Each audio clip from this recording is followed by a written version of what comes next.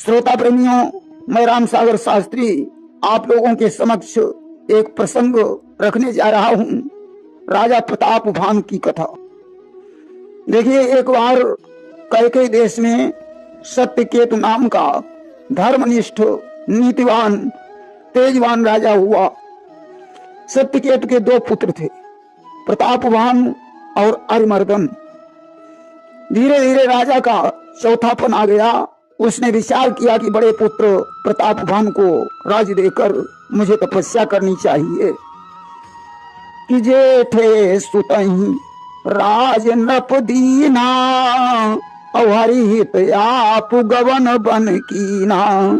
आज राजा ने शुभ मुहूर्त देखकर प्रताप भानु का राज्य तिलक कर दिया और भगवान का भजन करने के लिए वन को चला गया।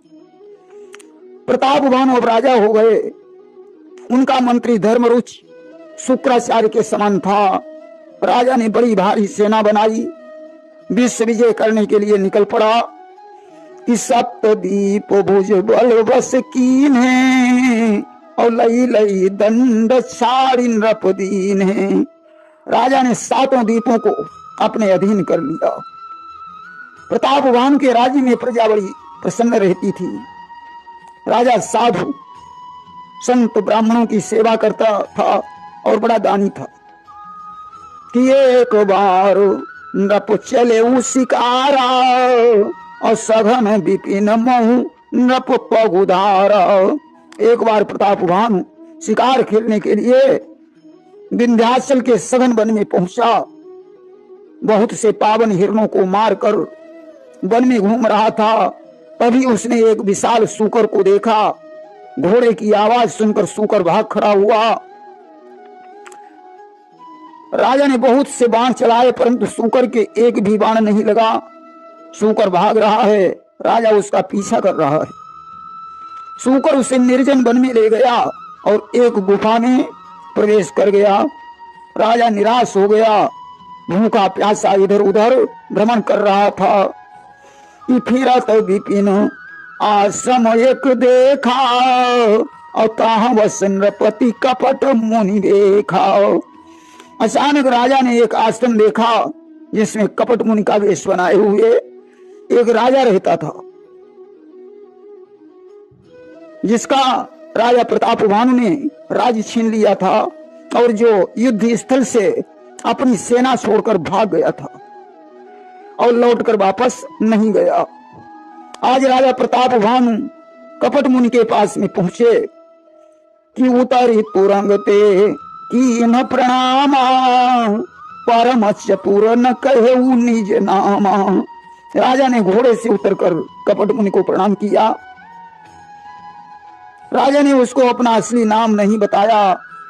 राजा ने कहा, मुनिवर, मुझे बहुत प्यास लगी है, मैं पानी पीना चाहता हूं।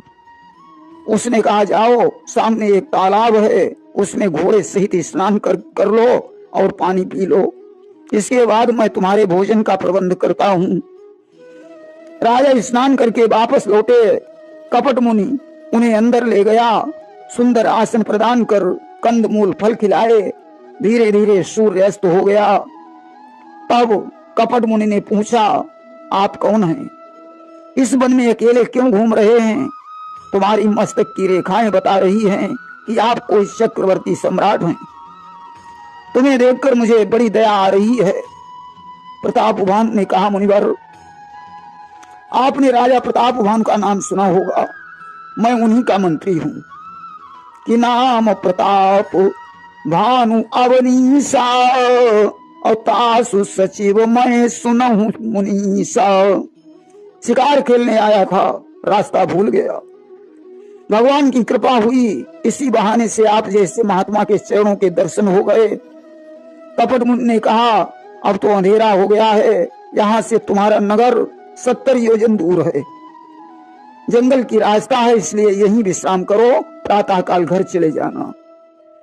कि तुलसी जस भवितव्यता, तैसी मिले सहाय। आप आवई ताहि पही, ताहि तहा लई जाई। तुलसीदास जी कहते हैं, जैसी होनी होती है वैसी ही सहायता मिलती है। उस मनुष्य को उसी जगह पर होनी पहुंचा देती है। आज तो राजा ने एक वृक्ष से अपने घोड़े को बांध दिया। राजा ने उसे नहीं पहचान पाया, लेकिन वह अच्छी तरह से पहचान गया कि यही मेरा शत्रु प्रतापभानु है। उसने कहा, मुझे यहाँ रहते हुए बहुत दिन बीत गए हैं। इस जंगल में मैंने बड़ी कठोर तपस्या की है। ये तुलसी देखी सुबेश, भूल ही मूढ़ न चतुर नर, सुंदर के की है पेखु, बचन सुधासन असन अहि। तुलसीदास जी कहते हैं कि सिर्फ वेश को देखकर उसके ऊपर विश्वास नहीं करना चाहिए। मोर देखने में कितना सुंदर लगता है, परंतु खाता क्या है? सर्प। इसी प्रकार चतुर व्यक्ति वह है जो उसके अंदर घुसकर देखे। लिखा है, नेवर जज a book only its cover. किसी किताब का निर्णय उसके कवर से नहीं किया जा सकता है। राजा प्रतापभानु आज उसके वेश को देखकर मोहित हो गया। कपट मुनि ने कहा, तुम मेरा नाम जानना चाहते हो तो नाम हमार एक तनु भाई। मेरा नाम एक तन है, क्योंकि आदि सृष्टि में मेरी उत्पत्ति हुई है, तब से मैंने दूसरा शरीर नहीं धारण किया है, इसलिए मुझे एक तन कहा जाता है। वत्स, तपस्या के द्वारा यह सब संभव है, इसमें कोई आश्चर्य करने की जरूरत नहीं है कि तपो के बल से विधि सृष्टि रचे, विष्णु जी पालन करते हैं। तपो बल का आश्रय लेकर ही शंकर संहारण करते हैं। इसलिए वत्स, तपस्या से बड़ी कोई चीज नहीं है। आज कपट मुनि ने प्रतापभानु को नाना प्रकार की कथाएं सुनाई और बोला, अक्सर उस चतुर राजा बाहर जाकर अपना नाम नहीं बताते हैं। मुझे तुम्हारी ये चतुराई बहुत अच्छी लगी कि नाम तुम्हार प्रताप दिनेशा, और सत्य के तू तब पिता नरेशा। मैं तो त्रिकालज्ञ हूं, मुझे मालूम है कि आप राजा प्रतापभानु हैं। आपके पिता का नाम सत्य केतु है। अब तो प्रतापभानु को पूर्ण विश्वास हो गया कि ये बड़े तपस्वी संत हैं। उसने कहा, राजन, तुम्हें मुझसे कुछ मांगना हो तो निसंकोच होकर मांग सकते हो। प्रतापभानु ने कहा, मुनिवर, तुम्हारे दर्शन मात्र से धर्म अर्थ काम मोक्ष चारों पदार्थ मिल चुके हैं, फिर भी मैं एक वरदान मांगना चाहता हूं कि जरा मरण दुख रहित तनु समर्जित जन को, एक छत्र रिपुहीन मही राजकल्प सत हो। मैं बुढ़ापे से मुक्त हो जाऊं, मृत्यु के दुख से मुक्त हो जाऊं, संसार में कोई मुझे जीत न सके, 100 कल्पों तक मेरा राज्य बरकरार रहे। कपट मुनि ने कहा, राजन, ऐसा ही हो जाएगा, लेकिन तुम्हें ब्राह्मण के श्राप से बचना पड़ेगा कि तपोबल विप्र सदा बरियारा, और तिनके कोपन को रखवारा। ब्राह्मणों के पास तपस्या का बल है, उनके क्रोध से कोई रक्षा नहीं कर सकता है। इसलिए राजन, ब्राह्मणों को बस में कर लो। ब्राह्मण बस में हो जाएंगे तो ब्रह्मा विष्णु महेश स्वयं तुम्हारे बस में हो जाएंगे। राजन, विप्र श्राप के बिना तुम्हारा नाश कोई नहीं कर सकता है, और ब्राह्मण के श्राप से तुम्हारा नाश होना निश्चित है। प्रतापभानु ने कहा, मुनिवर, कोई अति शीघ्र उपाय करो जिससे ब्राह्मण बस में हो जाएं। कपट मुनि ने कहा, जब से मैंने जन्म लिया मैं किसी के घर नहीं गया। समस्या इस बात की है कि मेरे बिना चले यह कार्य पूर्ण नहीं हो सकता है। राजा ने कहा, मुनिवर, आप बड़े हैं, मैं छोटा हूं, मेरी रक्षा के लिए आप मेरे घर अवश्य चलें।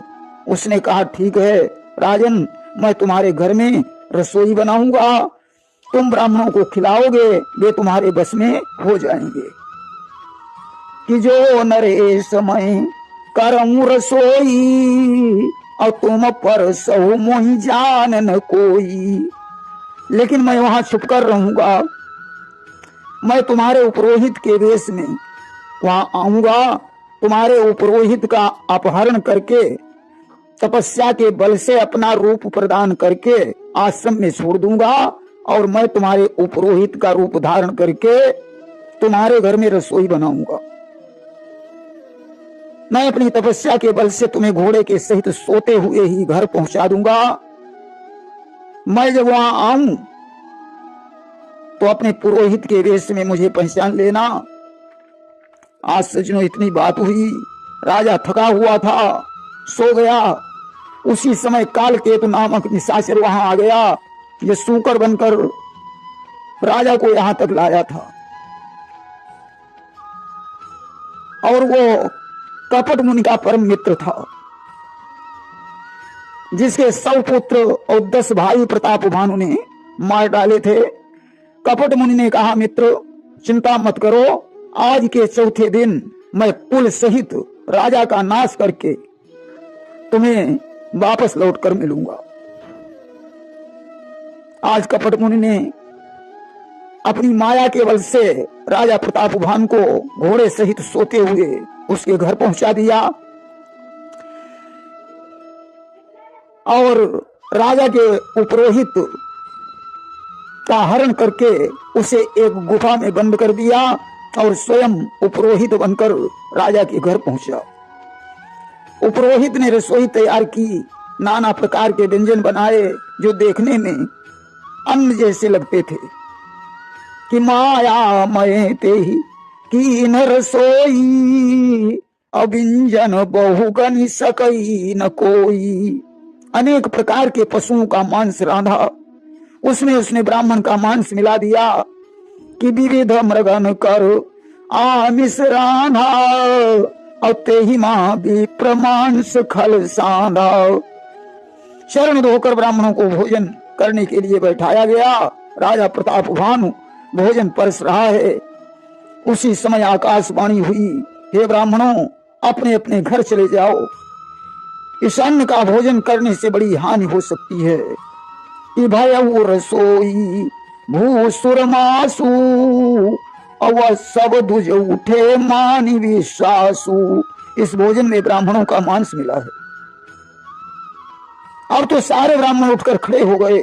आज ब्राह्मणों ने राजा को शाप दे दिया कि बोले, विप्र सकोप तब नहीं कछुकी न विचार, जाई निशाचर हो नप मूढ़ सहित परिवार।